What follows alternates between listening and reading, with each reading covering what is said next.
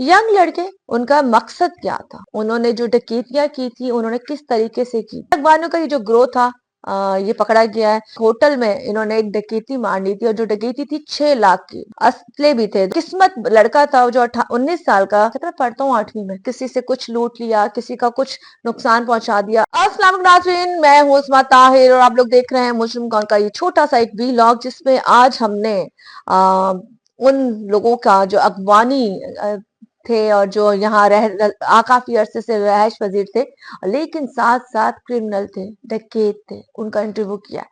उनका इंटरव्यू जब करने हम लोग शाह लतीफ पुलिस स्टेशन गए तो हमने बहुत सारी चीजें ऐसी थी जो उनसे मालूम की।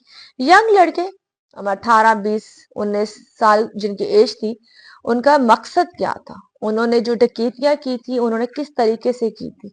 और सबसे बड़ी बात यहाँ पर जो एक अगवानी था, जो उसने स्पेशली एक वीडियो पब्लिश की थी सोशल मीडिया पे और टिकटॉक पे, जिसपे वो अगवानी यहाँ पे उसका परचम के साथ वो पाकिस्तान को फोकस करते हुए कुछ गलत इशारे कर रहा था। यहाँ वो तमाम चीजें जिसपे कहते हैं ना कि वो चीजें तो वो थी जो आपने हमारे मुल्क में आके, हमारे यहाँ रह के, हमने आपको यहाँ रहने को दिया, खाने को दिया, इज्जत दी, आपने यहाँ जिंदगियां गुजारी, आपके माँ बाप यहाँ आए, लेकिन आपने इस मुल्क को अपना नहीं समझा। आप फिर भी यहाँ पे चोरियां कर रहे हो या नशा बेच रहे हो, यहाँ हर तरह का 2 नंबर काम कर रहे हो। खैर, अखबारों का ये जो ग्रोथ था, ये पकड़ा गया है। और जहाँ पे जो एसएचओ साहब हैं, जिससे मुमताज सर से हमने भी इंटरव्यू किया, उन्होंने तमाम चीजें बताई कि किस तरीके से कहाँ पे ये शख्स बैठा हुआ था और एक होटल में इन्होंने एक डकैती मार ली थी और जो डकैती थी 6 लाख की। जी हाँ, 6 लाख के लिए ये लोग वहां मौजूद थे और जिनके पास 2 असले भी थे, मतलब पिस्टल भी थी जो 30 बोर की थी, और वो दोनों वहां लेके बैठे हुए थे। और किसी के कहने पर जिसने वहां चोरी करानी थी वो शख्स भी साथ मौजूद था। इससे पहले ऑलरेडी वो कई डकैतियों में मुलविस हैं, जेल जा चुके हैं, थाने रह चुके हैं। और स्पेशली जो किस्मत लड़का था जो 19 साल का लड़का था, मैंने उससे पूछा जी आप करते क्या हो, कहता मैं पढ़ता हूँ 8वीं में। मतलब वो 8वीं में पढ़ भी रहा था और साथ साथ चोरियां भी कर रहा था। अब बात वही आ जाती है कि अगवानी इस तरह के कितने क्राइम में इन्वॉल्व हैं, कहाँ कहाँ छाप ये लोग लोगों की चीजें लूटते हैं, किस तरह से लोगों को टारगेट करते हैं, ये वो तमाम चीजें आपको हमारे प्रोग्राम मुस्लिम कॉर्नर में देखने को मिलेंगी। लेकिन अभी फिलहाल मुख्तसर सी बात आपसे ये करनी चाहूंगी कि इस वक्त जो अगवान जो लोग हैं जो यहाँ है, उसमें ज्यादातर मेरे ख्याल से वो लोग एक्टिव हैं जो ऐसी एक्टिविटी में हैं। वो लोग यही करते हैं कि किसी से कुछ लूट लिया, किसी का कुछ नुकसान पहुंचा दिया असले के जोर पे, तमाम चीजों को वो इसी तरह देख रहे होते हैं। खैर, यहाँ पे जो मुलजिम थे उनका प्रॉपर इंटरव्यू जब हमने किया तो बहुत सारे और भी सवालात जो थे वो उठते थे, जिसमें उसने बताया कि जी हमारा तो, मेरे बाप का तो शोरूम है, एक के बाप का शोरूम था, दूसरे का कपड़े की दुकान थी, तो क्या जरूरत थी आपको डकैतियां करने की, क्या जरूरत थी। इस सवाल के जवाब में उनके पास जवाब नहीं था। उनका कहना यह था कि हमारे दोस्त ने हमने कहा और हम चल पड़े, दोस्त ने हमें कहा और हम चल पड़े। तो ये कोई रीजन नहीं था।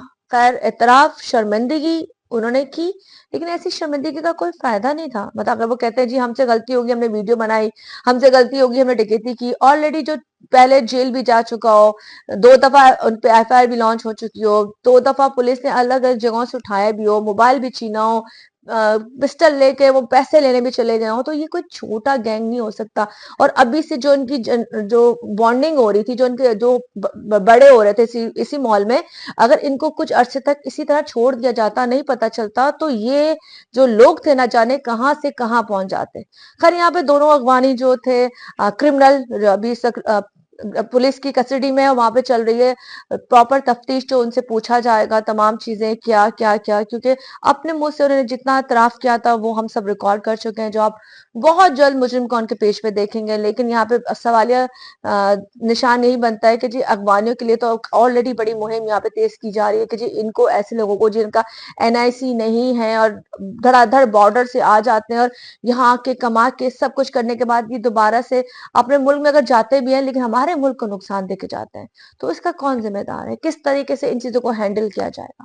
अगर आप देखा जाए तो अगवान जो पट्टी है आपको बहुत नजर आएगी, बहुत सारे लोग ऐसे हैं जो कई सालों से आए और आगे भी उनके बच्चे भी यहाँ पैदा होते हैं, लेकिन इन्होंने अभी तक एक्सेप्ट नहीं किया कि ये मुल्क उनका भी है, ये मुल्क ने उनको इज्जत दी है, इस मुल्क ने इनको तहफ़्फ़ुज़ दिया है, रिज़्क़ दिया है, खाने को दिया है।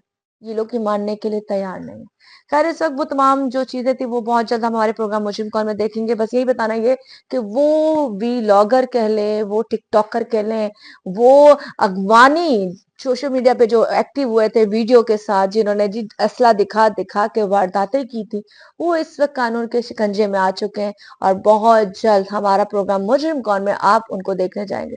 इसी के साथ मुझे दीजिए इजाज़त। अल्लाह हाफ़िज़।